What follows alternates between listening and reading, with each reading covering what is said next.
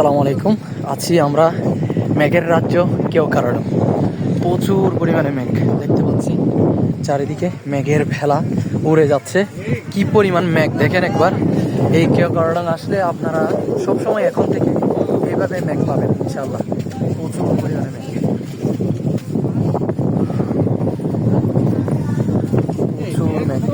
প্রচুর মেঘ। মেঘে একদম ঠান্ডা হয়ে জমে যাচ্ছে মানুষ। বস্তা বড় বড় নিয়ে যেতে পারবেন মেঘ।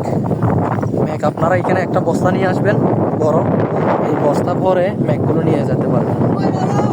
প্রচুর মেঘ কেওক্রাডো, এই যে কেওক্রাডো।